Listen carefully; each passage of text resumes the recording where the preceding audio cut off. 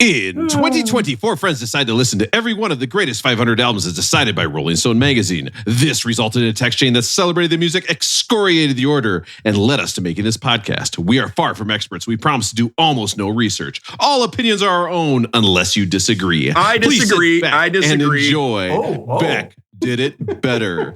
We are up to album 104. And from 1971, this is Stinky Fingers by the Rolling Stones. I cannot believe I got through that. That was very impressive by me to ignore you totally. I'm weeks out of practice. We haven't seen each other for like 3-4 weeks. Rob's weeks out of practice of ignoring those three co-hosts. His foot came off the bag. I kept my glove on it. Just got to pat myself on the back. So great job by me. I did that move in college. I thought you just said when you get weeks out of practice, you just got to have a bunch of Gatorades and it'll come right back. Right? It was, yeah. And pineapple for some reason? Is that weird? Okay, all right. Listen, guys, today we are doing Stinky Fingers by the Rolling Stones. I mean, Stinky Fingers? What is this album written by Groot? What? Who? Groot. I have no idea who that is. He's, oh my God. With a bunch of losers. He's the tree, Russell. So he would, of course, have sticky fingers. He's got fingers made out of sticks. Listen, at home, they're laughing at that one like crazy. Okay, I'm looking at 3 blank faces, 4 looking at my own. If I looked at my own face there, it was very blank, very bad. All right, so let's get right into the intros. Now that I've insulted the audience. By the way, Russell, did you like the description for the best of Beckline where I was talking about how great our audience was? Did you read that at all? What? We did a best of? Oh my God. You write those and I wrote one. You didn't even read it? I think I did read it, but that was probably about a month ago. I don't know if I recall it. Oh no. I'm like an English teacher at school. It's like, did you guys all read the lottery? Did you? Oof. Is that Shirley Jackson? That's you know man. it. That's no fun. That's sorry, Shirley Jackson. She dies in the end. That's the mashup you didn't know you needed to hear. Here we go. Here's the song. Oh, yeah. Welcome to K-Rob, K-R-O-B. Listen, I just got word off the street that Aaron is a homeowner. Oh, boy. He bought a house and all the pains that go with it. So if you see him at Home Depot trying to figure out how his sink works or why his washing machine is leaking, be sure to flash him your feet so he feels better. Help me out. Yeah. Aaron bought a house, yeah, the deal is sealed. How many problems have been concealed? He's painting the hallway late into the night. He can't call the landlord to fix the broken skylight. Nope, can't do it. Aaron's a homeowner. Nice callback. It makes him feel real good, yeah. That's true. He's a homeowner. I'm not sure that he should now. This song is actually a way higher key and slower than you remember. It's tough. This is not, your podcast is not at 0.75 speed. Bedroom's too cold, but the kitchen's too hot. He touches the switch, it gives him electrical shock. Driveway needs to be resurfaced each fall. Hope you know how to patch holes in the drywall. Yes. Homeowner, this wall is starting to crack, yeah. Ooh. Homeowner, wait till that property tax, yeah. Oof. Don't. When you want to hear too real. I got too real right at the end. Too soon. Aaron, one day, like 22 years from now, you'll be almost paid off. You guys decide to move and you'll sell that house and be like, oh my gosh, look at all the equity I have in my home. Yeah. Or it'll flood. Right. Your house will be worth $0.0. To be fair, you are in California. You might just fall off the ledge, right? Yeah. One or two more quakes and you'll be at the bottom of the ocean. There's an earthquake and Aaron grabs his go bag and his wife is like, all that's in here are condoms. What is this? What kind of go bag is this? You got to be prepared. You do have to be safe in a post-apocalyptic world, right? Yeah, it's true. You don't know. Yeah. The last thing you want to get is chlamydia if you're like Mad Max out there driving around. It's not like Walgreens are going to still be operating to go get that taken care of in the zombie apocalypse, right? It's the part of Waterworld you didn't see, where the mariner gets genital herpes. Yeah. All right. Yeah, they never got into that part of The Walking Dead, did they? I don't know if you guys ever watched The Walking Dead, but there was it didn't really get into sexually transmitted diseases, did it? They should have. It's like, oh, these zombies. And these crabs, you know. I don't know which one's going to kill me first. Yeah, should we get hired on this show? We should be Our ready for The Walking extensive Dead. knowledge of STDs that goes back to high school health class. None of us were promiscuous enough to actually get some. Whoop, Russell's raising his hand. Okay, I'm going to ignore him though. Listen, I've got 3 guys here who think the cover of this Sticky Fingers album is actually normal and not that impressive. They're not impressed by the the chef's knife on the cover. Aaron, just average. It's just average. Just looks like a regular. I've got Matt in Minneapolis who's just telling us why he tastes so good. Matt, how you doing? Oh, jeez. Doing great, Rob. Glad to be back with you guys. Probably the pineapple too, then, right? Oh, no. What? Pineapple too? There's a new pineapple out there? God, I'd love to have that. I've got Russell here who thinks the name should be called Stinky Fingers. Russell, how are you doing? Guys, recording this podcast has caused me to suffer a dull, aching pain. Now we're recording on another Friday night. It's giving the dumb shit listeners more of the same. Seriously, I should have bid more on that Canterbury racetrack wild horse so it could drag me away. Oh, Damn it. I didn't make that connection. I could have done a Wild Horses song about Russell betting and ignoring his date. Shit. By the way, next to the word Stinky Fingers, I wrote a devastating nickname. I mean, if you gave that nickname to somebody in high school, that would ruin their life, right? If everybody started calling you Stinky Fingers, you'd have to just transfer schools to a different state. I mean, there has to be probably like at some point in life where you would take some sort of pride in it, right? It probably doesn't last too long, but hey, Stinky Fingers, give me a high five. You rule is a word, is a sentence that would never happen. You can really give me a high 2 or 3. Oh yeah, I don't know. Yeah, let's just do elbows maybe. And then we have Aaron, who hates that this album is about fingers, not about toes. However, before we got on, Aaron was telling us he was just down in Mexico and he heard a lot of people there have prosthetics on their feet. I mean, he heard so many people refer to each other as rubber toe. Roberto. Oof, that was brutal. I've got Aaron and Matt, can we get a rolling groan?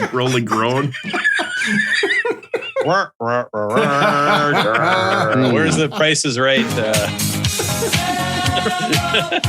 Actually, that joke is great. Everybody loves it. Everybody's excited.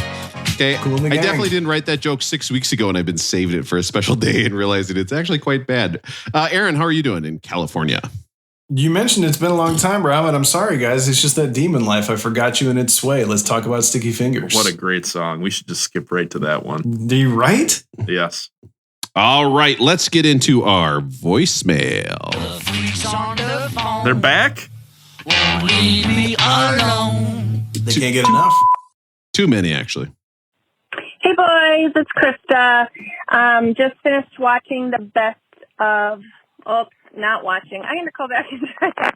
Oh! All right, take two. Oh no! I accidentally downloaded the one where they screwed up and then played it on the show. Ow! You hate to see it. Certified That is so grade A nervous. dumb shit So right nervous. there. You hate to. Oh, you're watching the podcast, you idiot! You're not watching the podcast. Have you guys ever screwed up on a voicemail like that? Left something and then Not that ended it bad. and had a Holy freak cow. out or No, not? Of course not. Nothing no, at I that don't- level, no. Nothing I don't- that's spectacularly. I do think bad. when I was dating somebody and we were going through a rough patch, at one point I sent an email and then I sent a second email that said, "Please don't read that first email," which of course is the biggest sign to be like, "God damn, I got to read that first email. What's in there?" You know.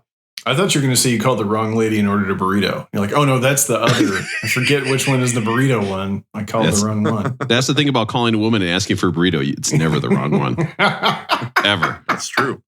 1 out of a million chance. Hey, it's worth it. Okay, let's listen to the when they called back and apparently wrote this down. Hey boys, it's Krista. I just finished listening to the best of voicemails and texts episode, and I'd like to say you're welcome for being a unofficial 5th member of the podcast. You're welcome. And anytime you want to send some more free swag my way, in addition to the T-shirt I have, that'd be great. My question. You don't have to tell for all the today listeners is we got you a for t-shirt. Russell. Oh, that's I good. The Beck Did just Better noticed thong is going to look good. that over the last several months, we haven't really been hearing of you going into the dating corner. And I remember an episode where you said something about landing a bridesmaid, or someone said something about that, and then it was kind of glazed over. And now you keep referring to Which a wedding? date as a downloader or a local or a filly. And my question for you is, are you dating someone? And are they related to Rob? And why won't you tell us? Thanks. Bye. All right. Thank you so much, caller, for the 2 voicemails. Now, listen, I think the caller, first of all, the caller has the balls that none of us do. But second of all, I want to just comment on this before we let Russell talk.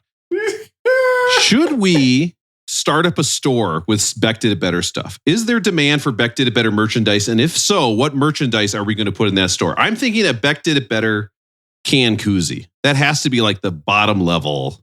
I think it's a fanny pack. You guys have all talked about how you love using fanny packs and how you love draping them over your shoulder, a crisscross style. I think it's a fanny pack. Of course, crisscross style, you could also wear it backwards. That's also crisscross style. A lot of people don't. It's going to make you want to jump. Slap bracelets. That's actually that's the perfect. That's the best one. Can you imagine somebody buys a slap bracelet for like $3 and then we're paying like $3 for shipping and we're just losing tons of money on the whole thing? Like a stress ball. I'm just trying to think all that. If you go to these conferences, and Russell, you have your own conference. We call those a giveaway. A tchotchke. Do you have a swag bag that you give away with just a bunch of pointless, meaningless garbage? We did make the move. We did the logo Yeti cooler, Yeti can cooler type things, which people really like those. They take them and they keep them. That's good. Nice. Yeah, those are nice. Yeah, but like the 13-cent stress ball and the no. See, I think you're thinking too low class. For Beck Did It Better stuff, we need the Yeti, but it's going to be the Yeti tumbler. Like we're going to have like everything on the store is going to be like $75 or above. But we're not giving it to them. They got to pay. Yeah, they got to pay for it. We're going to set up a store where that's in there. Like I think a real house to pay for. Are you kidding me? Yeah, man. I got a mortgage now. I need some help. Rob's got a new computer to pay for. So, right. Well, to be fair, this is my dad's computer. And don't look into that. Don't look into any weird like stuff going on. Rob, when you turned on your dad's computer, when you went to Google, was the first search result how to delete your search history or not? How embarrassing would that be? It just said Bing mirror balls, and I was like, well, "This is weird. I don't know why. Why would we be searching for that?" You'd almost rather see his dirty search history than just have to think about what it could possibly consist of, right? Absolutely not. Is much more scary. That is 1,000% wrong. I do not want to see the search history. That did happen once when we were growing up. Is that we had the family computer that you'd share, and so I don't know. I was probably 16, 17, 18. And you just, when you're young and it's just like, the world is just so complicated and it's so hard how to figure out how to delete your internet browsing history. Like, it's just not easy. I'm canceling downloads like crazy. I've got everything on floppy disks. Like, so it's not, and everything has a virus. My parents were like, why is this computer constantly full of viruses? I was like, I don't know. Because I'm waiting for that bottom half of that Elle McPherson shot just to see, like, is the swimsuit there or not? I don't know. I'm just waiting for it to down. Yeah, it's big boobs JPEG, but I'm only seeing right now the neck, so I'm going to wait just a little bit. It's going to get down there. And meanwhile, I'm downloading the new Korn album on LimeWire, wondering why I'm getting all these viruses. But one day my sister did come up and she goes, listen, she goes, I don't want to talk to you about this, but I have to know if it was you or dad who visited hotsex.com. Oh, no. And I was like, just for both of our sanities, I want to let you know that was me. You have to jump on the grenade for that. Now, hey, we're in the tree of trust here, right? Yeah, of course. You can tell. I mean, your sister doesn't listen or anything, so it's okay. Now you can tell us. Was it you or your dad? It was both of us. We were side by side working together. So it was pretty cool, actually. It was one of those bonding moments. Oh, I'm glad your sister doesn't listen to this podcast. Yeah. We were like, nice. Just high-fiving each other constantly. Go into the grave with you, Rob. Like half the laptop is on each of your leg. You're just kind of sitting there checking it out. No, this was before laptops, man. This was when you had like the monitor that you could set a picture on. Like you had the thick monitor, like it went like 14 inches back on the desk. It was a giant, giant monitor. That was the thing. It was in downstairs. It was in the family room. There's no escape.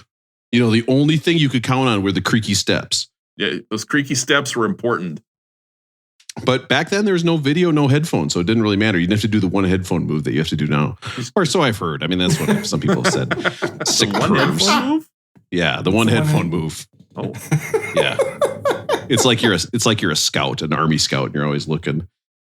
You got a you're also built-in trying to jerk excuse now, right? Like, hey, I'm editing the podcast. What'd you say? I'm editing the podcast. Yeah. You've got a good excuse built in. Mhm. Covered. So Russell, what's going on? We dating somebody or what? What's going on here? Well, I have hung out with someone, and it's someone you could say is an Alanis fan. Maybe I'll tell you guys later that I hung out with an Alanis fan on my Rolling Going later on. But so yeah, you always want to go hang out with maybe it's a new person, maybe it's not a new person, but sure, that's a fair characterization. And then the question regarding a relationship to Rob, was that the second part? I was maybe going to edit that out, but yeah.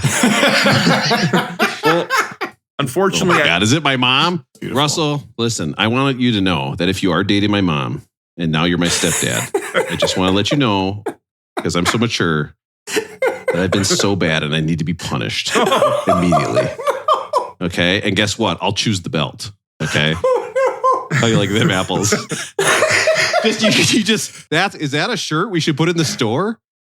Is a picture of Russ with me over his knee saying, I'm your stepdad now? Rob, do you have certain of your friends that you would prefer to date your mom? Like if you were to look over your group of like 15 college buddies, do you have one or two that stand out and be like, well, I could probably handle that better than the other one? No. Well, I mean, what are you talking about? Absolutely not. No, it would be I'm a not problem. joking, but that was a joke before. Be bad. I mean, Russell, if you were dating my mom, I just would be every night. I couldn't sleep. I'd be up. I'd be like, what? What's going on? What if I was like super respectful and everything though? Even worse. Gross. Don't say that. I wear 2 condoms. I mean, give me a break. Like, get out of here. I will say, I've been thinking about the store though, just to jump back again. I've been thinking about the store. Yeah, I think we should make the Beck Did It Better shirt, and then in very small text so you can't see it online, but you can only see it when you buy it. On the bottom, it says, free breathalyzer, blow here. Then there's an arrow pointing down. God, I want to do that so bad. They just get the shirt, they put it on, they're like, oh, man. Oh, I think that'd be so funny. Everything on the store is just a big swerve, you're saying, huh? Oh, it's just not even, like, I think our store should just be a question mark. You buy it, and then we just send you whatever we want. I would say somebody on this podcast has experience opening up a store and getting T-shirts and stuff going, because they may or may not have a family member that does this for a living. So we could probably living. Oh, wow. Yeah. We need to know a bit more about this. Are you telling me that Aaron's wife sells pornographic shirts online? No, but she's got horrible and dirty, just dirty Wordle words goes after all the time. She likes the dirty word. She likes It's like a sailor, crepes. I mean, you should see the links going on this Wordle thread, Russell. I'm out. I do enough spelling during the work week. I don't need any more of that shit. Russell's big thing is he hates spelling. Listen, Rolling Going, Rosie, we haven't talked in about 3 weeks. How is it going with you? Now, first, Rosie, before you answer that, did you listen to the best of episode? No. God damn it. But my wife did, and I think my brother did. My dad probably did. But there we go. Yeah. But I'm sure you did a great job, Rob.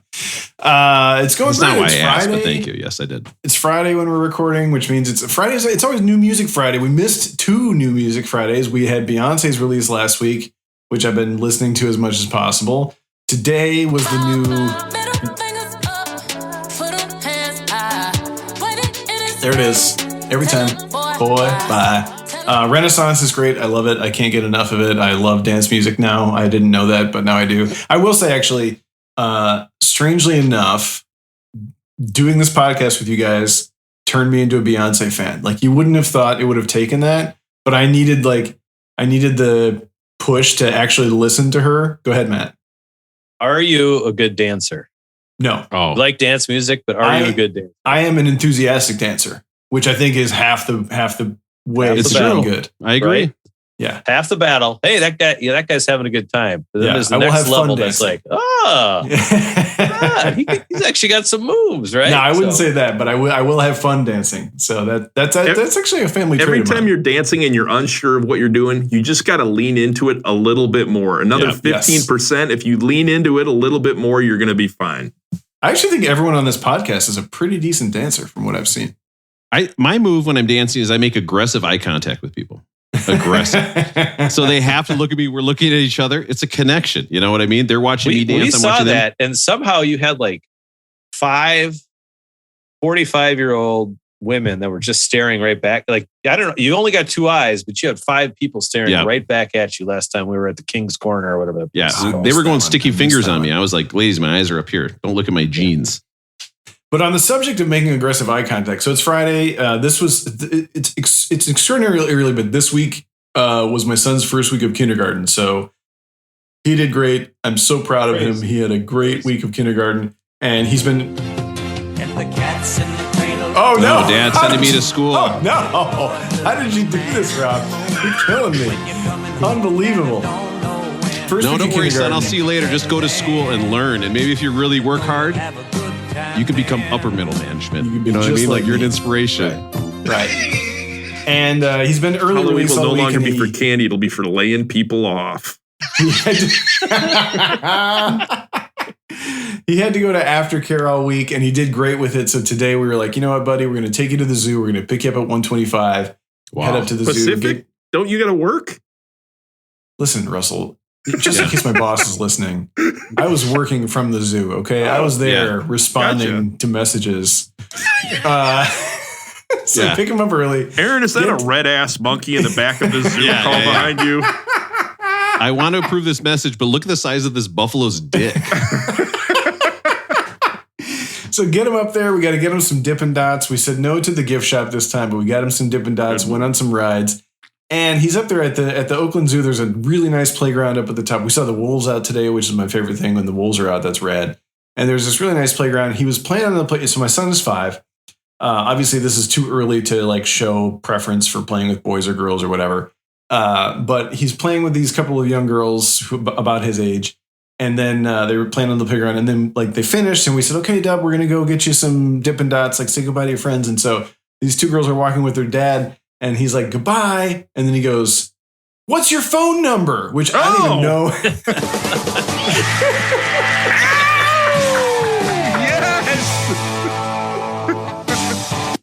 Yes. Aaron's just so excited. We've officially turned into the next version of CSI Miami or whatever it is right now. CSI Oakland Playgrounds. I told you guys I organized my soundboard. I got it all set up. Was it the girl's dad was with them and he was like not having it. He was like, well, she doesn't have a phone. And he goes, okay, what's your address? Yes. And so, like he's really working it.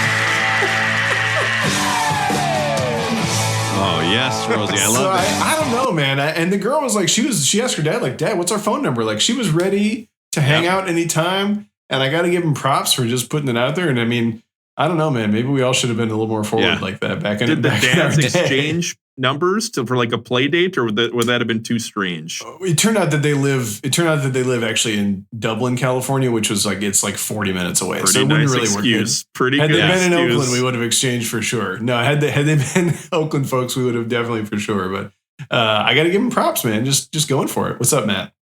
Kind of sounds like Dub at 5 years old doesn't have any problem with commitment, unlike some people we've got on this podcast. What? I gotta have this fade out. I don't like how it just ends. Makes me anxious when it just ends like that. That's perfect. That's so good. Yeah, if he needs any advice, you can tell him to come on the show sometime. We're happy to give him advice. We'll do it. I do think it's good though. He wasn't like, hey, Dad, I'm going to do what you taught me, and then he's like, which number window is yours? That was pretty good. Are you second to the left? That was pretty good. You don't want to throw pebbles at the wrong window. The second floor or the third floor? Yeah. Ooh, 3rd floor. Yeah, you got to get the number if that's a third. There's a 3rd floor on this thing. Aaron, are you concerned that he's going to kindergarten and asking every kid for their phone number and address or not? He probably is. I mean, he's a very gregarious guy. He's really good at making friends. So he just might be. And he knows his own address, so he's excited about that and wants to share. He loves play dates. He's a very friendly guy. I got a question. You know, kids usually like mimic their parents, right? Like they'll eat like whatever they want. So, So is it you or Rosie's wife at gmail.com that's yelling at people for their phone numbers? It's definitely her, man. She's out there just all day long at the zoo.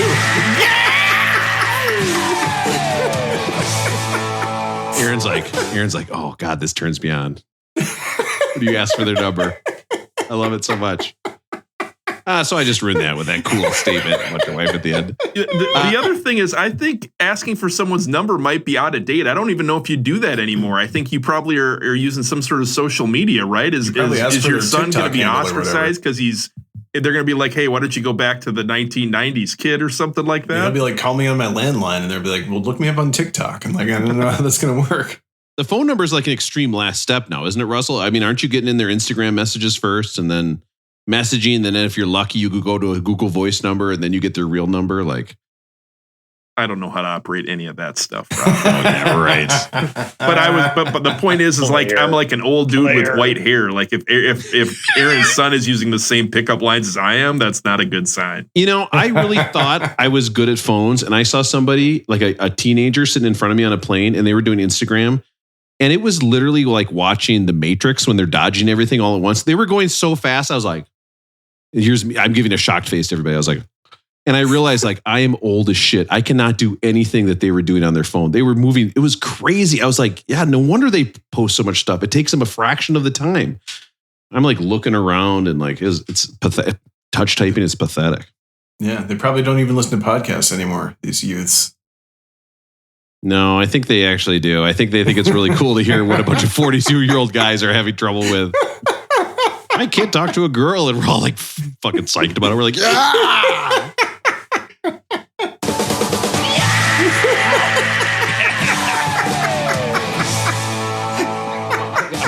Matt, rolling going. How's it going with you? Good. You talked about having some troubles, and Sarah. Since we've talked, Sarah did kind of a eat, pray, love thing where she spent about a week in Europe by herself, and so did a little soul searching. No! You guys know me; I don't have an original thought in my brain, so I thought I better Google or like look up on social media some stuff. How can I be better? Or how can I self-improvement introduce some ways to communicate with Sarah a little better? Are you doing steroids now? Oh, so she did come home though. She did come home. Great. Okay. Good start. Good start. Yep. Yeah. So I got some tips from the internet, and I thought maybe I'd ask you guys your thoughts. You're going to the advice corner. It sounds like I'm going to go to the advice corner. Get to the corner. It's time for Russell's advice corner. Wait, are you ahead of time now, Russell? This is like I wasn't really paying attention. Russell's in the future. Damn, he knows what we're gonna say. The first thing I found was that this person suggested that when you're shaving, I'll just leave it at shaving. You leave all the hair in the sink so that she knows that you're grooming for her and that you're trying to look better for her. I like it. That's really effort. Yeah, that's really nice. Yeah. Sound like a good one? Can I just add to that the other day? I have a feeling that my wife does not care about me anymore because I recently was shaving. I cut myself, put a big thing of toilet paper on the cut, talked to her for about 10 minutes and then left the house. And 2 hours later, I realized the toilet paper was still on my face as I was walking down the streets of Manhattan. So I looked like a crazy person. She did not help me out at all. Can I actually interrupt Matt's rolling going on? I'd like to do this to tell a different story about shaving about one of our listeners. Yeah. One of our listeners, who you all know pretty well, he's a frequent caller. Is this going to turn into a Manscaper ad, Aaron? Yeah. Well, so it's one of our listeners who's a frequent caller who's not my brother, who I will bring this listener up later in the podcast because he loves this album and I do want to shout him out for loving this album. But I lived with him for a brief period of time during some tumultuous times in my life.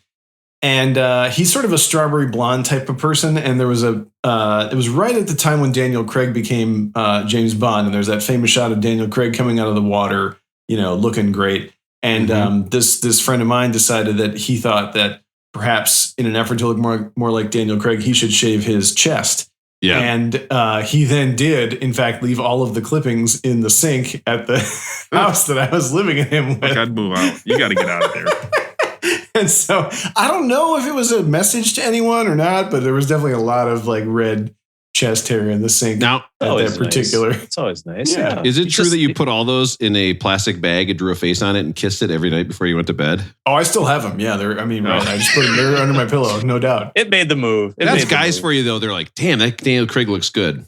Well, better shave my chest, then I'll look like that. It's like, I might look just like that. What do you think is going to happen? Guys are dumb as shit. I'm sorry to interrupt, Matt. Go for it. That's all right. It said if you're in a heated argument this is the next tip I got. If you're in a heated argument, it really helps tell your wife to just calm down. Yes. Yeah.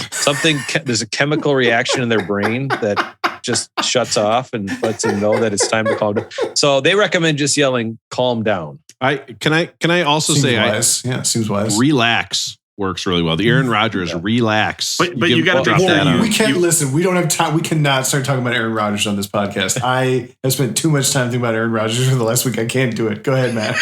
But you got to really emphasize, like, it's 2 words almost, relax, right? It's like relax. You got to really emphasize it, don't you? But then he did say if that doesn't work, if that one doesn't, chemically doesn't work for them, just say you sound exactly like your mother right now. Yeah. And then that one will.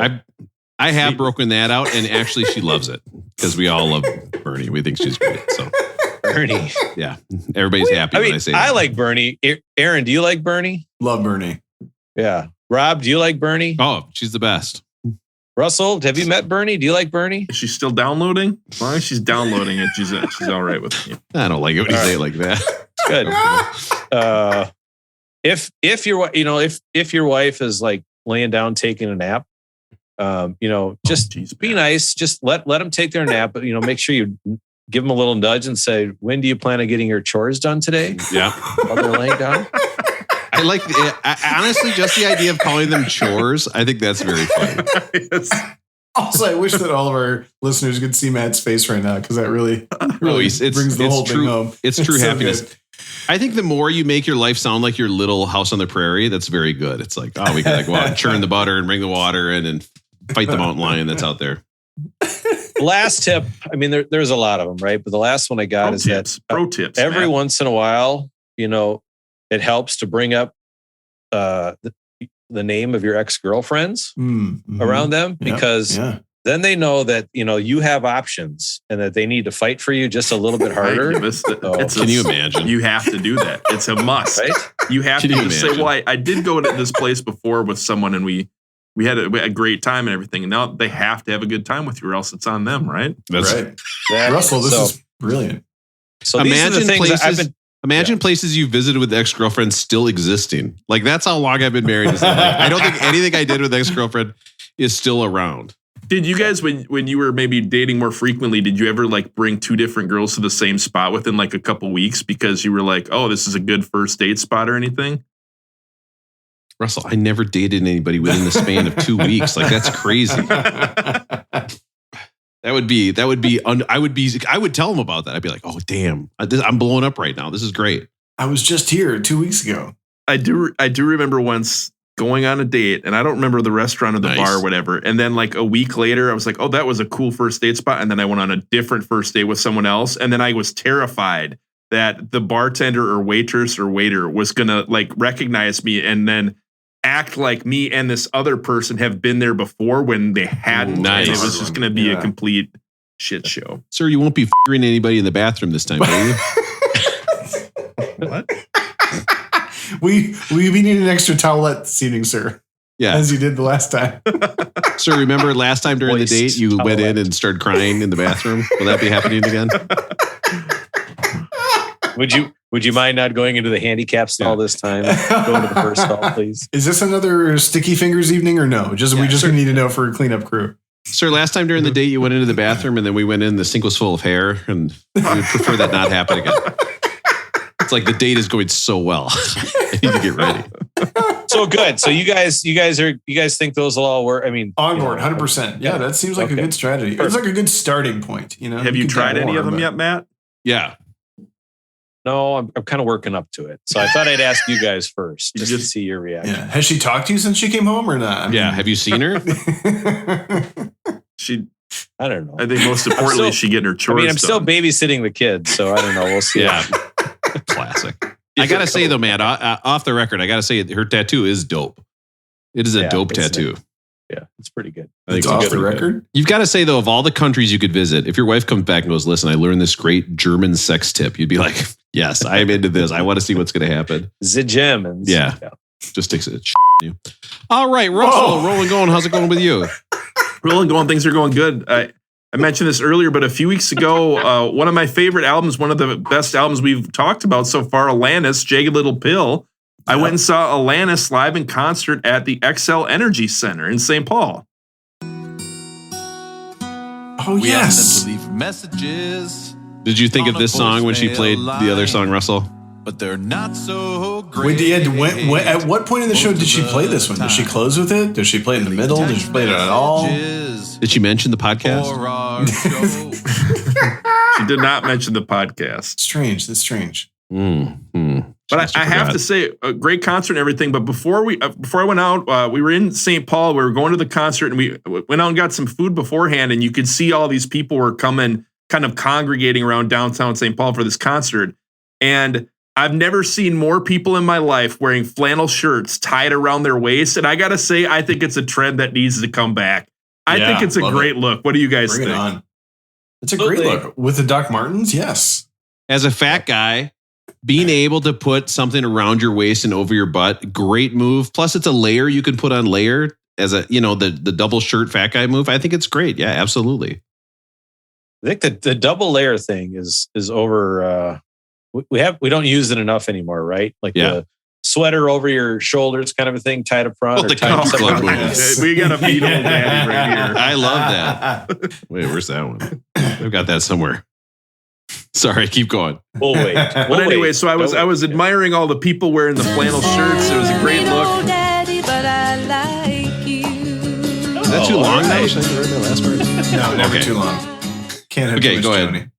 But anyway, so I'm going to the XL Energy Center, and then I got this on the ticket. It said you could make reservations to be in the club level, the lodge, if you will, at XL Energy Center, where they advertise craft cocktails and tapas menu, like all these like food and drinks and everything. So I'm like, heck yeah, I'll make a reservation for that. So I did kind of like the VIP type thing where you didn't have to pay for it. You just had to make a reservation to get in before the concert, right? Wow. So we go up and we're sitting there, and all of a sudden this tapas menu essentially just consists of like wings, cheese bread, and like a steak sandwich. And I was kind of disappointed. Like if someone's going to... Perfect menu. Don't need it. Don't need it. That is bullshit. I mean, tapas, and then it's what, cheese bread? Yes. That's not tapas. Get out. Steak sandwich and wings? I mean, that seems like all you need. Yeah, wings are not tapas. I can tell you right now, wings are not tapas. The people next to us definitely got like a big cheese bread thing. And I was like, well, this is not really what was advertised, but even so. And so we're sitting at this bar up in the lodge or in the club level before the concert starts. And the person I'm with, the Alanis fan, no shirt tied around the waist, but still a great time to be at the Alanis concert. I thought I was going somewhere else. But she orders a Prosecco, like, a little glass of sparkling wine or whatever you want to call it. Yeah, we know what Prosecco is, Russell. We're not animals. I think sparkling wine is 100% accurate. Hey, you think Matt knows what it is, Rob? Absolutely. Matt, what color is Prosecco? Of Spain or one of those or something like that, right? Oh, he just dunked on you, Russell. Oh, can't even take it. This is coming from the guy who can't open a bottle of wine, is my understanding. He can open sparkling wine. He just pushes the cork and it flies out. So, anyways, we're sitting at this bar up in the club level, and the waitress immediately says, "Well, it's cheaper by the bottle." And I'm like, "Okay, whatever." And then immediately I go, "No." I'm like, I can see where this date's going already. I'm like, immediately say, "We're not drinking a whole bottle of Prosecco. We don't need the whole bottle." So she's like, That's "Okay, like, whatever." Wait, that's just like a Tuesday dinner. Like that's not even hard. It's not. On a Tuesday. It's not. It is if you're sitting there for 45 minutes before the concert and you're not drinking it, Aaron. If it's just one person in the group drinking it, then it might be a bit much. Okay. Still questioning the choices, but go for it. So, anyways, eventually I say we don't need the whole bottle, but the person opens it and they pour the person I'm with, the Alanis fan, a glass of it, and then they say, "Actually, we can only sell this by the bottle." So I got roped into paying like $70 for a bottle of Prosecco at the XL Energy Center. Then you share it. Then you become bottle of Prosecco guy. No. Guys, we all know the easy way of getting by this. I was going to say, use your American Express. Just cancel that shit. It's a soft scam, my dude. What do you guys think about that? That's kind of a bait and switch, right? If they pour you a glass and they say, "Oh, actually, we can only sell it by the bottle," and then you're paying like $70 for something that would cost you $8 in the store. What do you think of that? Oh yeah, and they know that you're on a date, so that you cannot be like, oh no, excuse me, I didn't agree to. You just got to sit there and take it, Russell, because it's the sending the drinks back thing, right? You just got to sit there and eat the cost, and because you don't want to look like a fool. Yeah, if I'm going to look like a fool on a date, it's because I'm going to sit there and I'm going to stare at that fucking service charge for 20 minutes and wonder, like, well, do I have to tip or not? And then when I don't, feeling cheap. Well, Russell, I do think a bait and switch is better than most of your dates, the way they end, where it's you switch off the light and then you bait. Then I think bait? that's. I bait? Don't make me say it out loud. Oh. I don't get it. So, anyways, go to Atlantis, and I took Matt's I'm at the advice cabin. on seats. Matt said one time that some of the best seats you can get at a concert are in the lower level, kind of on the side of the stage, as close as you can get to the stage, down on the side. Is that right, Matt? That's it. So I took Matt's advice. Atlantis tickets on the side of the stage and everything. Wow. Fantastic concert. And two of the greatest songs ever. You Ought to Know and Ironic. Hearing those songs live and watching everyone sing along with it, it's really hard to beat that. So I was curious, what are some of the favorite songs you guys have ever heard live in concert? One that you had to sing along with? What one comes? Rob, you spent all this time coming up with new sound bites, and this one stayed. I will never delete this one ever. We should say that was a hurdle the other day, and I got like 19,000 right. texts from a bunch of Becker heads saying, "Tell Rob to do the hurdle. Tell Rob to do the hurdle. He's going to do that." Oh, I wonder what song it is. Didn't even get it right away. So sad. Yeah, Because that's not actually the beginning of the song that I play. It's there's a whole explanation part where the guy starts. Well, here, I'll just play it for you right now. And then we'll get back to Russell's question. But if you listen to this song, right, there's a whole part where he explains what the song is going to be about. It'd be like if Mick Jagger started a song being like, listen, the song that's coming up, just to let you know, I'm going to talk about how my love is a bitch. Like he's this, listen to this. Yo, listen up, here's the story about a little guy that lives in a blue world. And I mean, guys, Nobody This ever was on heard the that radio. pew pew pew beforehand. Nobody knew that was. No, from- nobody. I had no idea what it was. Inside and outside. Russell, I will say, I'm going to put it in again. I've talked about it before. They Might Be Giants played a version of Fingertips, which is like 25 songs, like short intros to songs, just played back to back to back. I saw them do it live. A medley, if you will.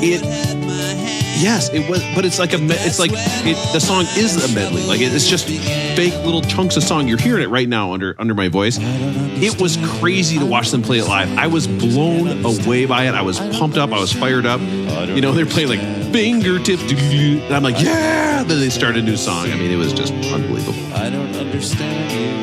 How about Matt, Aaron? Do you guys remember any songs you've heard at concerts where you just like the whole crowd got into it and everyone was singing along? Yeah, well, there's a ton of them. A lot of them are Pearl Jam. Anytime In Hiding is played by Pearl Jam, I think it's just awesome. But specifically, I remember going to Guns N' Roses when they came back around and Slash joined back again. So this had to be like 2016, 2017. And they're at your favorite stadium, US Bank Stadium, to hear a concert. Luckily, I was front row of the first section right off the stage because I went solo. Matt from Woodbury ditched out on me. And so I went solo just to hear November Rain. So I heard November Rain live and so that was enough for me. Awesome. I went to Smashing Pumpkins a couple years ago when they finally got back together, 3 of the 4 members, and they played like 33 songs. We're hearing like Hummer and Cherub Rock and 1979 and all these ones by the Smashing Pumpkins. When I never really thought I'd hear like the band playing again, that kind of a thing, was just awesome. So those 2 or 3 come to mind.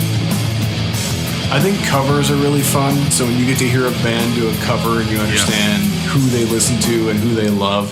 One that sticks out for me is I've seen a couple of like really great corporate concerts because of my lady's job. And so I saw Stevie Wonder, I've seen Christina Aguilera, but I saw Pink, and Pink did What's Going On by 4 Non Blondes. And Pink talked about, how she loved Linda Perry, who wrote the song and was close with her. And so, when you hear an artist do a song that they love and do it in their own way, and it's a song that's also so wonderfully sing-alongable, that was a great moment to me. The Pink is great. One more. The Pink is great. There you go. One more. Somehow Snoop Dogg came to the Twin Cities and was playing at the Caboose. Have you guys ever seen the show at the Caboose? I've been to the I have Caboose. seen the show at the Caboose, but I've not seen Snoop Dogg, a real Nate, act. Warren G was there. Oh my God. All this stuff. So I was like 5 people deep from the stage. Snoop Dogg's up there. I was with Tim from Richfield, Tom from Richfield, and Kurt from St. Olaf. You were hanging out with a bunch of guys from Richfield? That's so weird. Weird, I know. But we went and saw Snoop Dogg, and seeing Snoop Dogg 5 people deep at the Caboose doing gin and juice was pretty. That's incredible. Awesome. That's oh my God. Oh, that'd be. Did you yell out? I like the Gourds version. I like the Gourds better. That's a better version than the Gourds. I did have one more question. An experience at the concert I was going to share with you guys and get your feedback. Get some concert etiquette. I know you guys will have some good feedback here. I was curious. So I'm sitting in the section on the side, and everyone in front of us in our section is seated. There's a number of people behind us that are standing. The people on the other section over are all standing, but everyone in front of us is seated. At what point are you allowed to, I know you can just say, hey, you're at the concert, you do whatever you want, you stand. But how do you judge when you should stand or when you shouldn't when the people behind you are sitting? I gotta stay sitting. If the people behind me are sitting, it's all I can think about if I stand up. You gotta stand if you're feeling good. Maybe try to slide over if you're trying to be courteous, but I don't know, man. If you're feeling the spirit, you gotta stand up. Matt? I'm with Rosie. You try to be a little courteous, right? But at the same time, if you're sitting, what does that tell the band, man? How are they going to bring that? How are they going to turn that amp from 10 to 11? There you go. The crowd is all sitting, right? Yeah, but are you really going to stand up for hand in my pocket? You're going to stand up and go, yeah, she's playing a harmonica. Yeah. But that's every one of her songs, right? To be honest with you, it's just that kind of band. It's just that kind of show, right? But there's some people that are so moved by Alanis Morissette, they're going to stand the whole show. So Russell, did you stand up? And then when your day didn't stand up, you started yelling really loud. Stand up! We paid for these seats. I paid for the tapas. Stand up. No, but we may have had the opposite happen at a basketball game the week later. But we can cover that a different week. She yelled at you for not standing up? Come on, Russell. We don't need to get into this. Oh, no. Russell's just getting yelled at. He's like, I can't stand up now. I have a huge boner. What I like is when you yell at me like this. I thought it was Rob Rolling going. How's it going with you? That was a good joke. You're going to hear that when you run it back. I didn't know basketball stadiums had boner cams anymore. It's just Russell. Oh, he's on the boner cam. If they were playing the Aces, I could see it, but I don't know. Oh, God, that'd be good. Rob, would the boner cam be like this camera that was scanning around at waist level the whole time? And then all of a sudden it would just stop and people would start cheering? Yeah, exactly. It would be they'd be looking for a Sticky Fingers type situation. It's just zoom in, and then when they see that huge hog in those jeans, they're So would people at the games be fluffing it up to try to get onto the cam? When if the Kiss cam comes on and all of a sudden Aaron moves in and kind of just sitting close to his wife, hoping he can get on it, would there be fluffing to try to get onto the boner cam or not? It's just like when you go through security at the airport and you're going through that big thing where they're taking pictures of you. You got to throw it around a little bit. You cannot embarrass yourself. You got to get the blood flowing. Definitely. If boner cam's on you, you got to react, Russell. True. It would be bad though if you were like, yes, this is full. And the boner cam just moved past you. And you're like, I didn't even make the boner cam. That's like if you're on the dance cam or whatever and you're dancing and it just goes like people aren't cheering for you, right? It shifts on you and you make eye contact with the camera and it shifts off and everybody's like, oh God. He's not a good dancer, but he likes it. Would they show, Rob, who the person was on the boner cam, or would they just show the crotch region, or did they show the whole person? It's just the crotch region. Everybody has to kind of look around and be like, who's wearing those black jeans? Who is that? Is that me? They've got Russell, they've got their flannel tied around their waist. Who's got their flannel tied around their waist? You just see Russell showing up to games. He's wearing mesh shorts. What? He's trying too hard. He's lowered left at the concert in mesh shorts. Come on, Russell. I know that move. Is that guy eating tapas cheese bread right now? That's what's giving him a big boner? Is he's eating cheese bread? Rob, rolling going. How's it going with you? I love tapas. Yes, sir. We can all see that. Listen. So my wife got picked up by my mom at the airport today, was driving up, called me and said, I put the phone on the roof of the car. It fell off. What do I do? So now I saw some social media posts about this. I was hoping we would discuss. Well, the worst part is I said $50 for anybody who goes to Highway 5 and picks up this phone. And on the thing, it says iPhone 6. And everybody's like, fuck you. We're not doing shit to get an iPhone 6, you cheap motherfucker. Just get a new phone. Jesus Christ. So listen, what do you do when your wife does something that dumb? Okay, let me give you a couple options. Do number one, you just get mad, and you're just mad the rest of the day because you have just lost $1,000 due to her putting a phone on a car and then not noticing. Like, just how do you go anywhere and not check your phone every 5 minutes? Like, I don't get it. Like, she was in Maple Grove before she knew her phone was on the roof. Maple Grove. She drove across the Twin Cities, not realizing that's pretty far. Yeah, that's pretty far. So I could just be mad, right? Do I make jokes about it until she gets mad and then I say I'm mad? So it's like her getting mad and then me getting mad back, but at least I have an excuse for it, right? Like every time I get in the car, I put my phone up there and I go, oh, I don't want to do this. It's called a Jenny. Do I repeatedly ask her? Actually, this is the one I kind of went with. Do I repeatedly ask her if she backed up her phone so all the stuff is saved, knowing full well she has never backed up a phone and never will, and just gets mad at me when I say that? Or do I, number 4, act like it's no big deal, but save it in my mind anytime I want to spend money and she gets mad at me about it and I can bring it up later? 3. I think we need just a little quick break in. I think we need to have everybody who has no idea how to back up their phone. And when you just said, have you backed up your phone? They went and checked to see if they've backed up your phone. There's got to be at least a couple dozen Becker heads that have no idea what you're talking about. That's a good point. Good point. Motherfuckers, if you don't have Google Photos backing up your photos automatically, you're an idiot. Like, that's the only thing on your phone you need. Jenny's concerned about like text. I'm like, who's going back to look at old text? Nobody. So listen, instead, what I realized you'd be concerned too if you're sending those types of texts, right? There's a reason people are concerned. Trust me, she's not concerned. She has no reason to be concerned with her phone whatsoever. No matter how much I beg. Rob? What? Is Google Photos an app? Is that an app? I don't have to listen. I showed my mom this. Okay, I'll show it to you later, Matt. Yes, it's an app that I'll make. Anyway, listen. Instead, when I turned on my dad's computer, I found something that made me think. Okay, and it's something called. I think my wife might be fin-doming me. Have you guys ever heard of fin-doming? What is that? Like dominatrixes in Finland? You're thinking. It is a portmanteau. Penguins who are dominatrix. Oh, Matt! Now Matt's getting my kinks. Matt's getting closer. He's getting closer.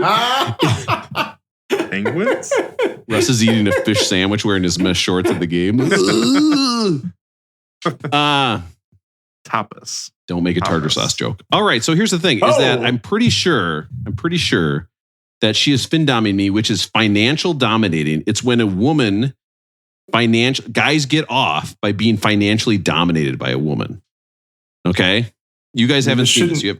Be a surprise to anyone who listens to this podcast, but let's hear the details. If you go on Twitter and type in #FinDom, #Cashmaster, or #SugarBaby, and I did this, okay, you can go on and there's just women online who are saying, which one of you sick fucks wants to buy me lunch today? Here's my Venmo. And then guys send them money and they get turned on by having women spend their money. It's like their fetish. That would be a bummer of a fetish, wouldn't it? Like, I always talk about how feet would be so easy. Like, you just go to the beach or work in a shoe shop or whatever. But a fin-dom, I mean, just giving away money, and that's what gets you on the boner cam. It just sounds like my online dating life. It's like, I'll pay a bunch to go to this restaurant if you'll spend another night with me, right? So I think that she might just be going for me. I think she might be smashing her phone just to fin-dom me. She knows it's what maybe she's seen if that's my kink is what it is.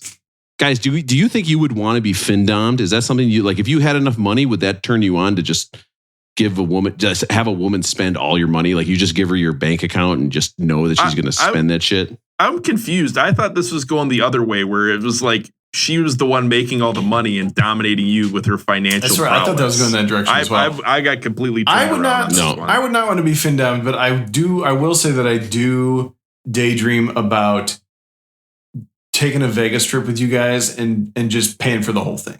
That's my Findom fantasy. Is just being like, you know what, guys, we're all here. It's all on me. Whatever you want, bet whatever you want, drink whatever you want, eat whatever you want. That's my fantasy. It's like taking wear my friends nicest out pair and just being like, it's all on me. I don't give a shit. I'd wear my nicest pair of mesh shorts for that, Aaron. I'd just be so. I'd love that so much. Just be like, Aaron's Findoming us. Yeah. I think I have a similar Findom like that, Aaron, that turns me on. It would be, I like the idea of, I'm going to get a suite at a Twins game and invite like 30 people to it. Yes. Just say, hey, I got the tickets are free. I'm Findoming today at the Twins game. Come to the suite. It's right behind home plate. Free drinks, free food. Like, what friend wouldn't love if they were the recipient of Findoming like that? I love it, Russell. But see, a true page there. A true Findom, Russell, is the woman would go get the suite, invite all of her friends, and then you'd be watching at home like the sick fuck that you are, watching her spend all your money. You gotta pay. No, pass. Well, I'm gonna have to end this early. I mean, I'm getting somewhat excited. I can tell you who's been paying the Podbean hosting fees, and it's me. I think you guys are Findoming me, and I love it. Everybody's favorite part of the show. Let's talk about the album. Oh, hey, is this a music I'm paying the podcast? hosting fees, and Aaron's So not even exciting. listening to the best of. It's the best of, Aaron. It's in the title. It's the best we of got. what? I do love how we haven't done a recording in like a month because Rob's gone on like 3 European vacations. And instead of anything about the European vacations, he's like, I was Googling today and I came across Findoming. Can I be honest with you guys? Yes. I've known about Findoming for a long time, and I've been wanting to bring it up so bad. Today. I think about it a lot. Like when my wife is like, "Oh, let's take a European vacation," I'm like, "Oh yeah." Like, sorry, I spent it all on Subway for some lady on. I bought a whole bunch of Popeyes sandwiches for this lady on Twitter, so I can't afford it. Buy me some. Maybe I should be a Findom. Maybe I should. That sounds fun. Who wants to buy me Popeye sandwiches? You sick fucks. I love it. Anyway. All right, let's get into talking about Sticky Fingers. Yes. So this is the Rolling Stones. You want to guess which number album of theirs this is? Coming out in You mean chronologically in their career? Yeah, 71. Like 17 or 25? Yeah, it's their 11th studio album. And this is the one studio album. Studio 11th American studio album, 9th British studio album. So right. Okay. Shit, I was better hoping check you had yourself checked before you wreck yourself. Russell didn't have time to do the list, but he's got time to do research and try to Findom me during the podcast. This was the research I did a month ago when we were still talking. I was kind of enjoying the month we took off where I'm going to interrupt now. I got to say, there was part of me that was like, maybe I don't need to do the podcast anymore. When you take a month off, it's kind of easy to say, yeah, my life is pretty good without this. So this is their 11th American studio album. And this is the first full studio album with the guitarist Mick Taylor after Brian Jones died in the pool. And basically, this album's kind of cool because it's between Let It Bleed, which we've already done, and Exile on Main Street, which we've also let it done. Like this is the Rolling Stones like peak. Like this is their apex right here. So is Exile, but Exile's before this, right? Exile's after. Exile's right after this. Okay. Yes. Okay. And Let It Bleed with Tumbling Dice is right before this one. So and you can hear, I think, a little bit of Exile in a couple of these songs. Like you can hear them kind of going classic gospel and trending that way. Yeah. But with these sessions, some of those songs actually came out on Exile on Main Street later. This album spent 4 weeks on the US charts. And probably the coolest thing about this album is this cover that we've been talking about. If you have not looked up the cover with us talking about the Boner Cam already, make sure you do. The coolest thing about this album is that it fucking rocks. Go ahead. No, the cover is actually great because the cover is just a close-up of some guy in tight jeans and he has a missile. I mean, he is just swinging it like it is. There's just a backstrap on that thing. I mean, it's like a Val Venus type. Yeah. Hello, ladies. You know I was trolling for that. Val Venus. What a great pro wrestling idea, Rob. The porn star pro wrestling. We haven't talked enough pro wrestling on this podcast. No, we've not. Hello, ladies. And he would come out and he had this. So he's wearing nothing but his wrestling trunks. And he's got a white towel wrapped around him. So it looks like he's wearing nothing under the towel as he comes out for the boner cam. Then he rips off the towel and like spins it around and does like a gyration. Yes. Hello, So ladies. The Big Valboski is here in Cincinnati. Cincinnati. In Louisville. I am doing so much cocaine I can't actually get an erection, but that is not part of the show. Okay, so I killed that one as well. But the actual vinyl, Russell, if you can find the actual vinyl of this album, it had a working zipper. Now, Russell, if you got this album and it has a working zipper, are you I do unzipping have the it? album. I don't know if it has a working zipper, though. If you can get the original one, it has a working zipper. Because part of the problem was the zipper kept damaging the vinyl, so they had to unzip them all. So it was in the middle of the record, so it didn't damage anything anymore. Does the original version, is it like my version that came with a t-shirt that costs like $8 instead of $72? I forgot Russell's going to have flashbacks, Rolling Stone flashbacks. Any Rolling Stone album is going to, yep. I was He's listening PTSD. to this album and thinking, well, what albums have I heard live? And I was like, or what songs have I heard live? Like, nope. He doesn't remember a single song that he heard at the Rolling Stones concert. Now, Russell, how many times have you... Now, what did you pay for that t-shirt again?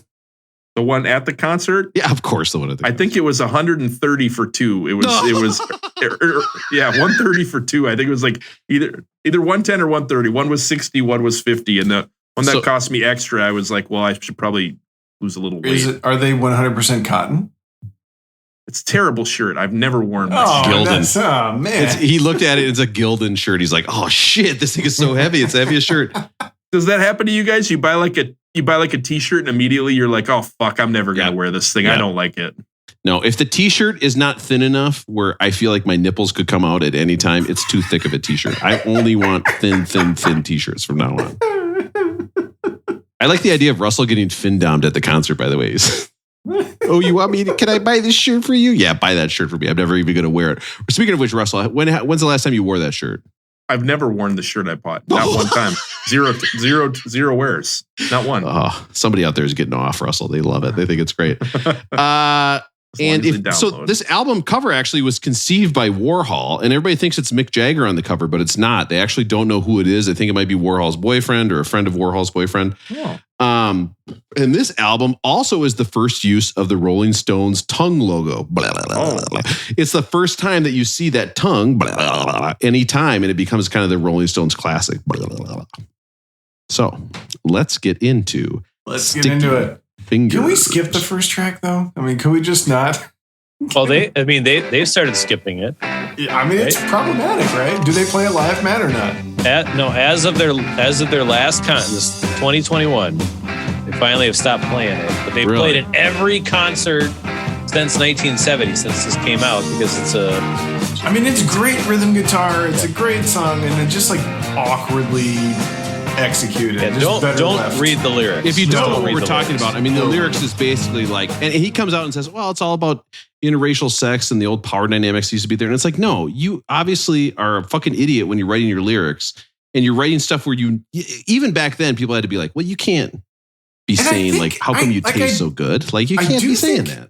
I do think Mick thought his heart was in the right place, right? Like he shows up in Aretha's documentary. Like he was there at the church when she recorded Amazing Grace. Like I think he supported black artists and like legitimately probably thought this was like a good way to express those feelings. Like same with Sweet Black Angel. And it's awkward. It's not right. Yeah. You made me think maybe Mick Jagger's not the smartest guy in the world. Like maybe that's just, I know that's weird. Like you see him doing like a math equation. He's like, But I think Beautiful Mind calculation might be it. Second up, Sway. By the way, that song was the lead single off the album and was recorded down in Alabama at Muscle Shoals. Oh, nice. Okay, right. Next up, we have Sway. I put in the slide guitar here by Mick Taylor. I think this is one of my favorite second songs on an album ever. I thought this song was just absolutely fantastic. I know the first one's very controversial. It's interesting to listen to, but I thought this is the second song. It's a great way to start the album. It's great. I mean, listen to these lyrics. Did you ever wake up to find a day that broke your mind, destroyed your notion of circular time? Like maybe Mick is a fucking genius. Like that. I love that stuff. It's so good. I do love the line. One of my favorite lines ever on any album we've heard is, "It's just the demon life that's got me in its sway." That is just badass, isn't it? It's true. Yeah. It's as good as it gets for rock and roll. And I got to give a special shout out to Replacements guy. He introduced me to this album and this song. He loves this song. He will go to the mat for it any day. I think it's a top 10 rock and roll song, maybe a top 10 song of all time. It's fantastic. That song was the first one recorded at Stargraves, which was a English manor that Mick bought and set up a mobile recording studio in. Now, part of the problem was Keith Richards claimed he hated going to Stargreaves. He hated going there, and so he wouldn't show up for a lot of these recording sessions. And a lot of people think that was actually because he was, addicted to heroin. That was part of the problem as well, maybe. Why he didn't want to go. Bad thing to be addicted to. Led Zeppelin also recorded at the studio Stargreaves. Elton John did, and you know who else did? Maybe a little band called The Who. Oh, yeah! Won't Get Fooled Again is recorded in the same studio as Sway. All right, so next up, this is one that reminds Russell about a wine tasting. It's Wild Horses. So this is released as single with Sway on the B-side. Are you serious? Like, can you imagine a better single than this with Sway on the B-side? Holy shit. The background to this song, I think, is so interesting. It's recorded down in Muscle Shoals, right? Some people think it was with Graham Parsons, which is, he keeps showing up in every single one of these albums. But this song is based on the fact that Mick's girlfriend at the time, and I've got her name here. Give me 1 second. Anyway, Mick's girlfriend at the time had a overdosed on sleeping pills and was in a coma for 6 days. And she woke up and turned to Mick. Mick was there, and she turned to him and said, "Wild horses couldn't drag me away." And then Mick broke up with her the next day. As soon as she came out of the coma, Mick was out of there. He was like, "See you later. This isn't working out. Turns out I'm not into girls in a coma," which Russell's like, the only thing I could say to your comment there, Rosie, because you make a very good point. This is the B-side that we'll get to it later on, but Moonlight Mile was the B-side to Brown Sugar. So at the time, from a B-side type thing, I don't know. I might argue you're right, Matt. I mean, this album, it has some fucking great hits on it. No, that's a great point. This album at 105, 104 is horseshit, right? Yeah. We're going to give away the end here, but like, how the hell is this the third Rolling Stones album we've heard? How is this? I mean, yeah. Honestly, if you told me this is a top 10 album, Russell, I think this could be a top 10 album. It is for me. It's probably one of the few albums we've heard recently where you could say you could easily jump this up 80, 90 spots on it and not get too much of an argument, right? Now, It is true the back half of this is not quite as strong maybe as the first part. Back third, maybe. One thing Aaron, you mentioned the replacements on the last one. It turns out Jim Dickinson on Wild Horses played the piano, and he was also the producer for the replacements. Did you know that? Oh, I did not know that. That's incredible. I did not know that at all. The other thing that was interesting, the only thing that I read about this a month ago before we stopped talking for a month in that interim period where we weren't really friends, that I read that Keith wrote that as a lullaby for his son.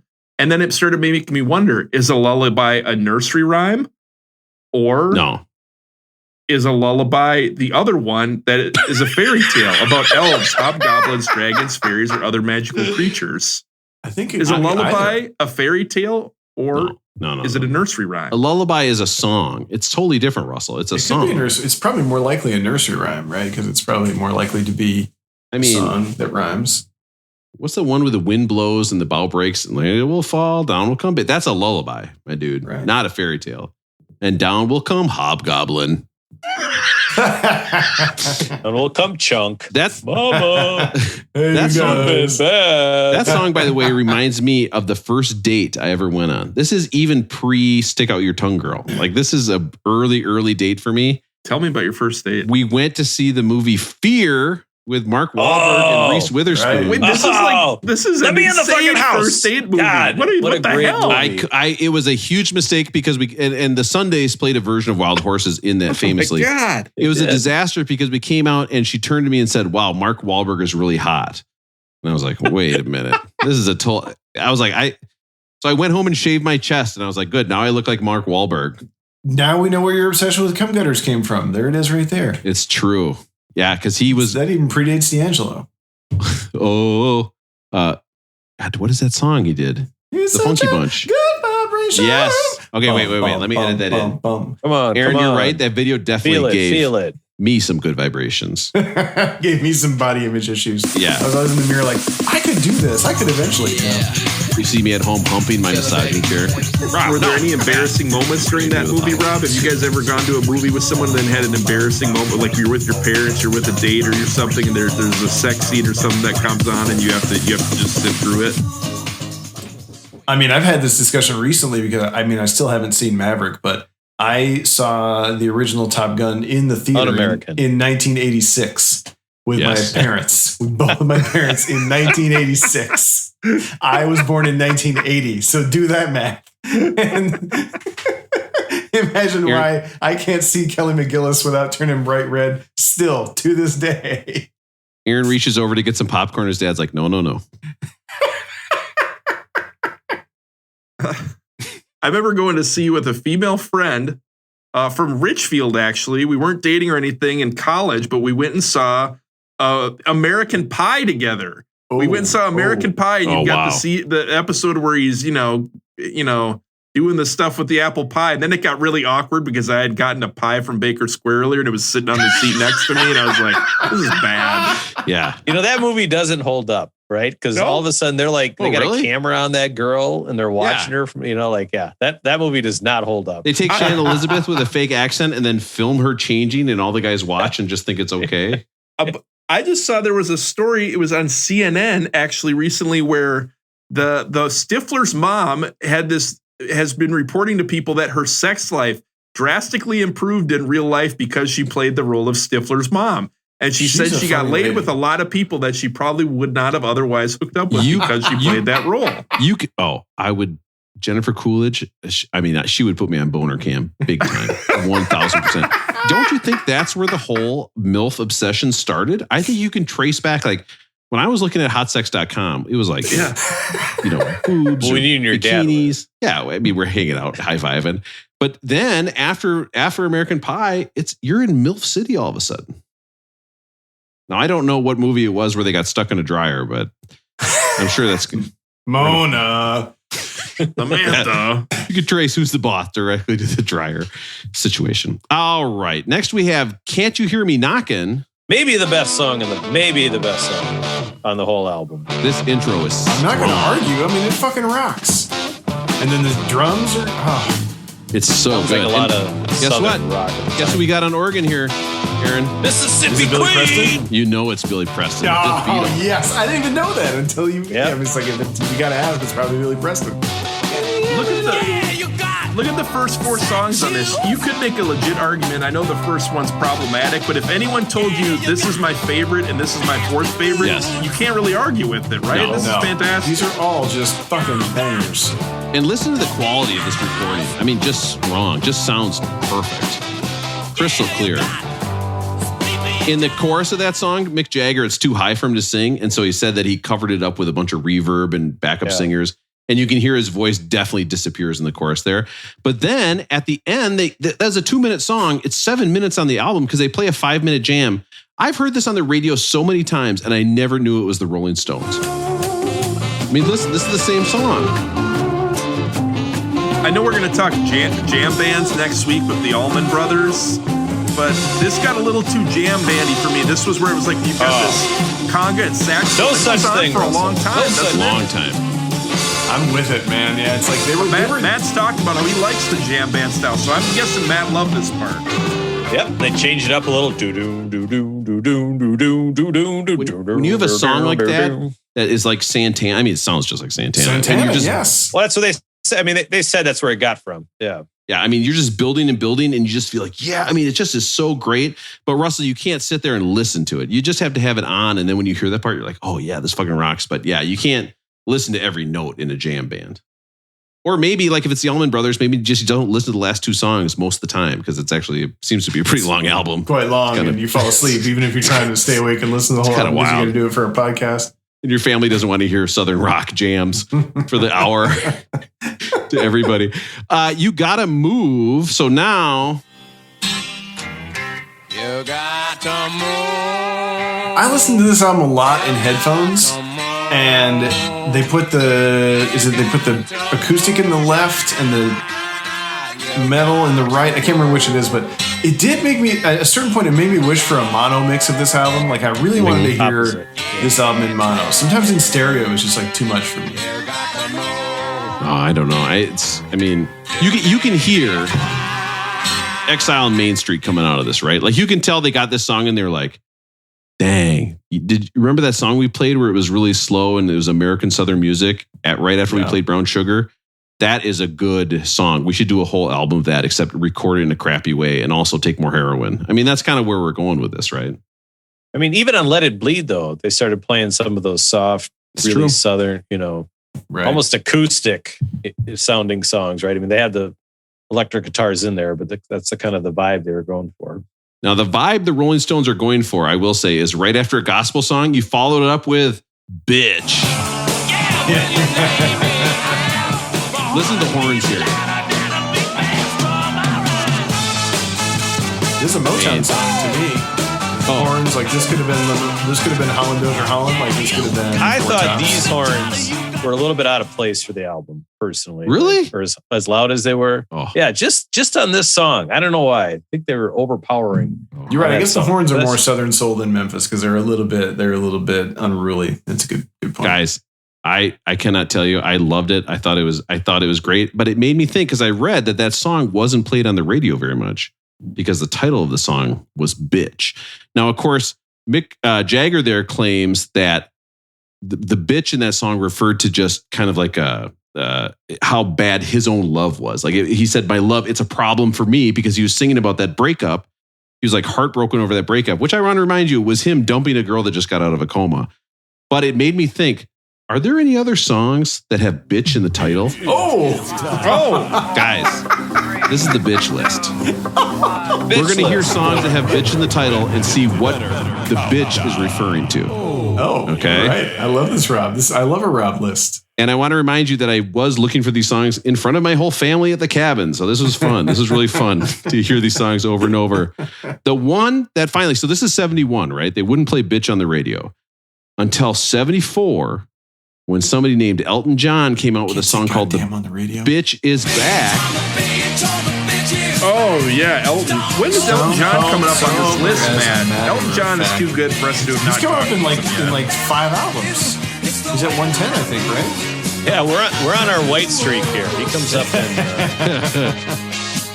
the Rolling Stones, Allman Brothers, Hole, Television, Fiona Apple, Lou Reed, Joni Mitchell, Janet Jackson, and then Elton John at one. Wow, there's some horns in this one too.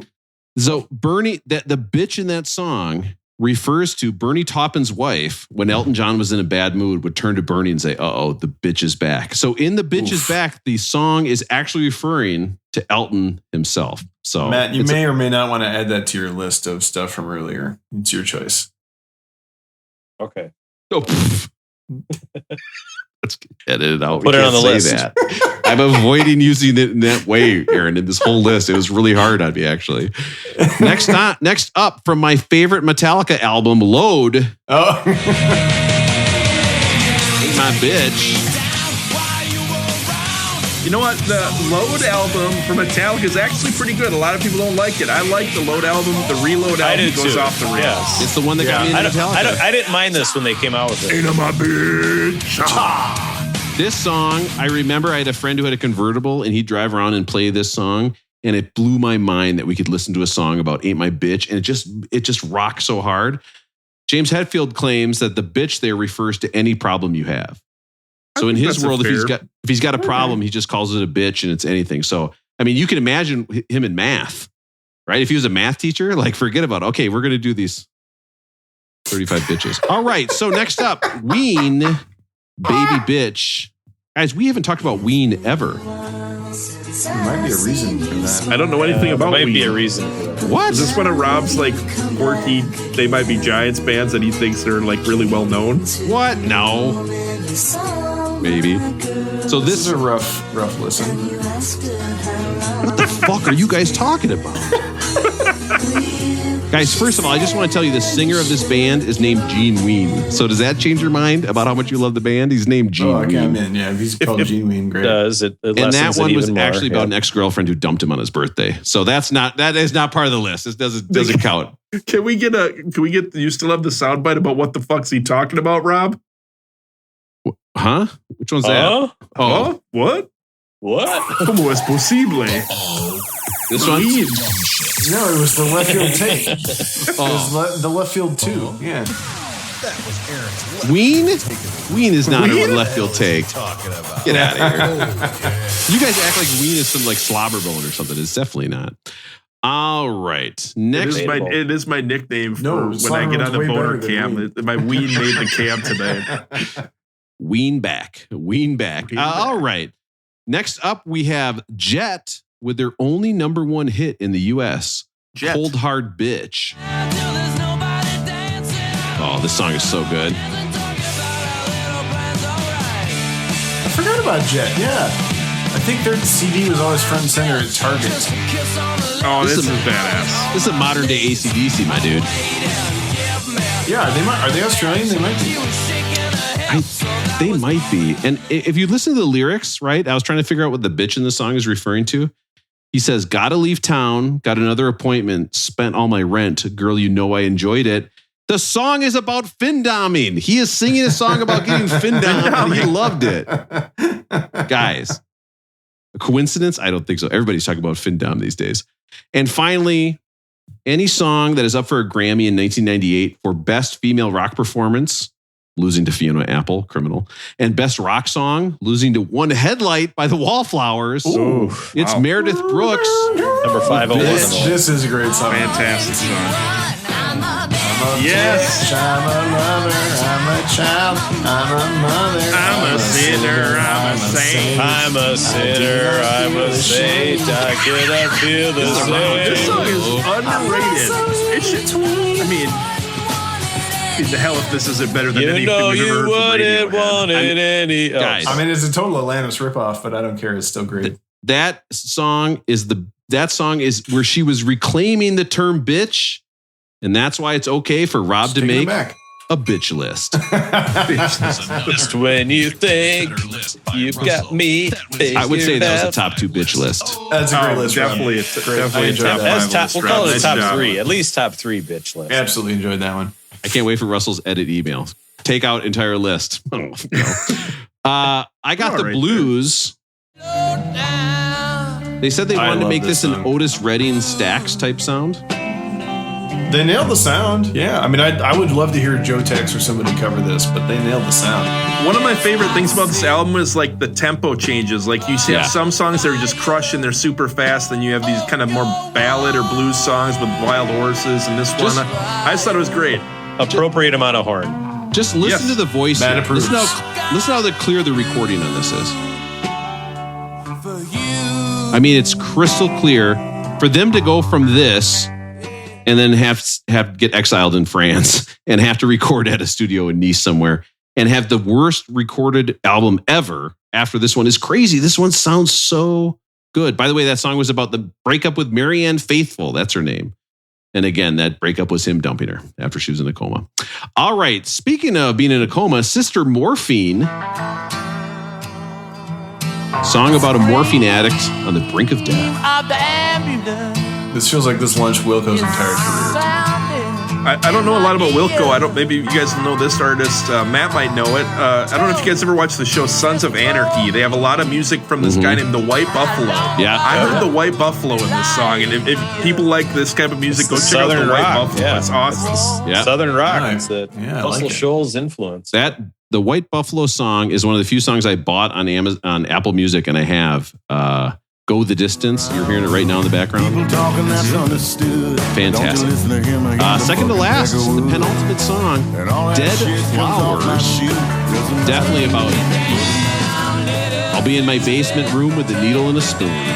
I think dead flowers is a worse thing to give a woman on a date than fake flowers. What do you think? I think fake flowers is better than dead ones. I'd go fake over dead, yeah. Unless you press them in a journal, they're dried, and then you said, "Here's a journal for you to write down all the wonderful things about our life together."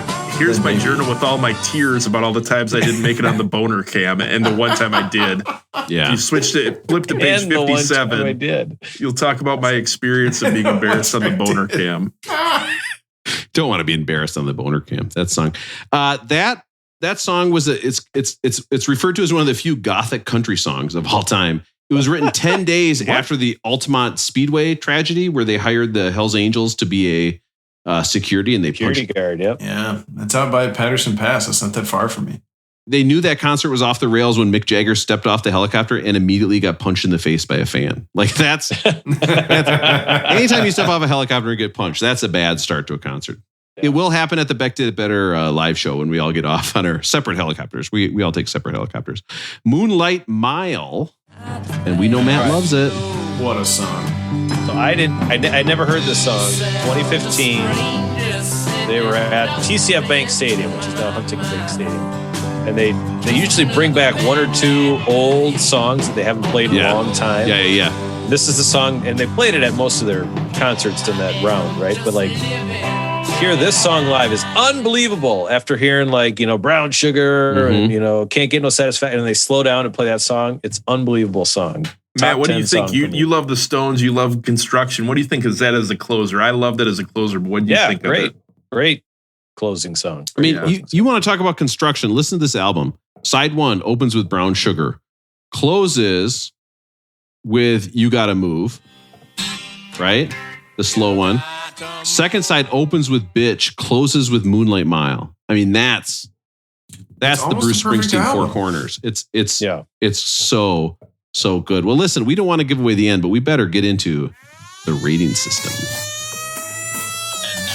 What if the Boner Cam had a rating system, Russell? The patented and very popular Beck Rolling Not Too Long rating system. Oh, yeah. I mean, you could just say Rolling Bone. That's the easier joke to make there. But are you guys still listening to me? We're doing another episode after this. You better not be zoning out already. All right, listen. On this podcast, let me see if I can remember this after 3 weeks. We have a rating system. This is album 104. 104. 104. We're up so high, we can't even think of jersey numbers for it. Is this album at 104 a rolling, well-toned? It is perfect at 104. Rolling Stone, you did the Rolling Stones well. Perfect. They're right there. Okay, it's the perfect date. You go see Fear with Mark Wahlberg. Definitely a baller move. Okay. Definitely not a disaster when you look over and your date says, this guy's attractive, and you look like, what did I look like at that time? I was in a sweater vest. I was, all right. Or and is nothing this else? Is this, and she's like, why are you wearing brown underwear? And I said, I'm not wearing any underwear. Pigmentation issue I have. Is this, you say it there, and I swear, is this a What's up with your Rolling gray underwear? Bone? Speaking of which, gray underwear, Rolling Bone on the Boner Cam.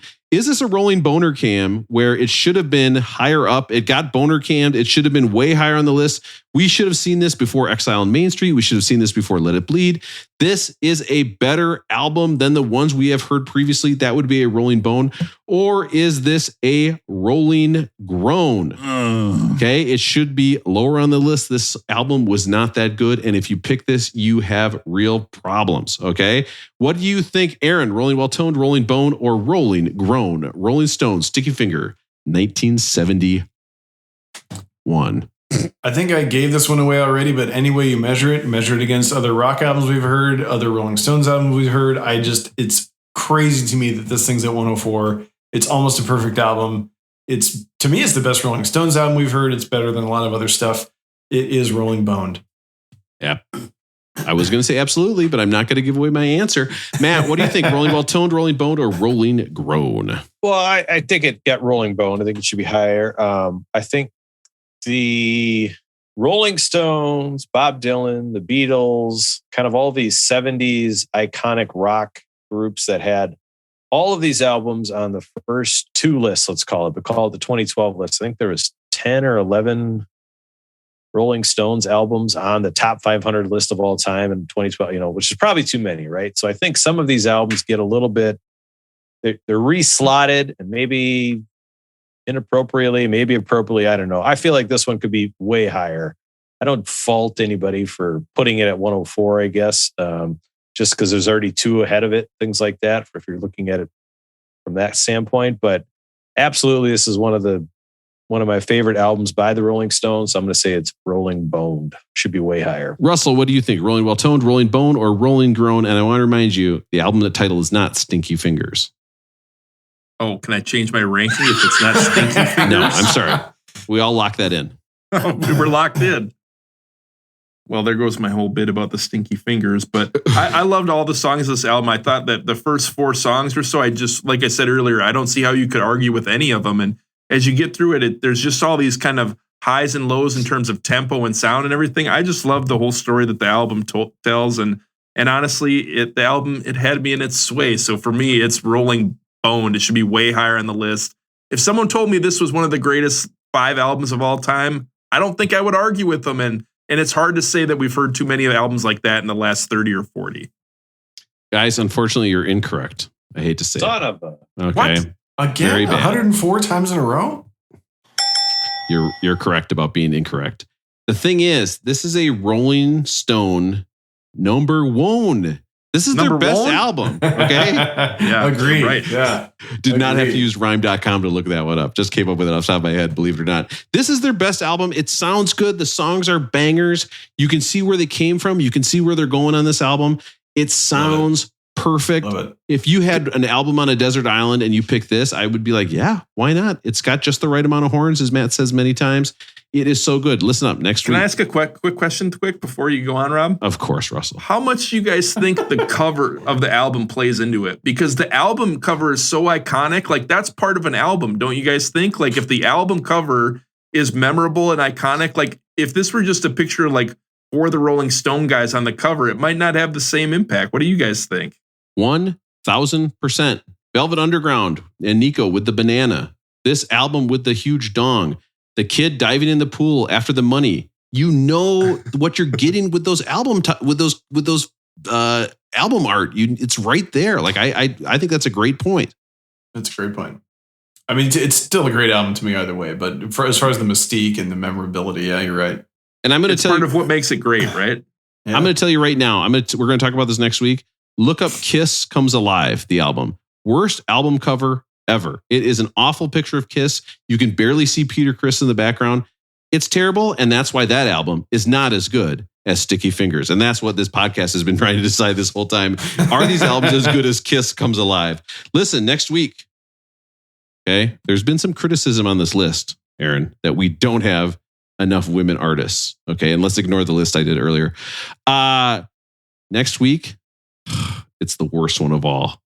It's the All Man Brothers. All Man Brothers. From Fillmore East or whatever it's called. Where did I put the song? Oh, here it is. When you want to hear about the greatest The main one, I can't find it. But you're just You got it, too I'll tell you. lazy to look it up online. We do it just on album covers, though. Like those 4 or 5 that have boobs, wouldn't they just be like 1 through 5? Yeah. I got the perfect Slits. podcast for you, Jack. That's what it is. Beck did it better. What? No, Dad, we're just doing the podcast. You don't have to sit by me. Seriously, we don't need the live voter cab right here, Mr. Rob's dad. You can move it along.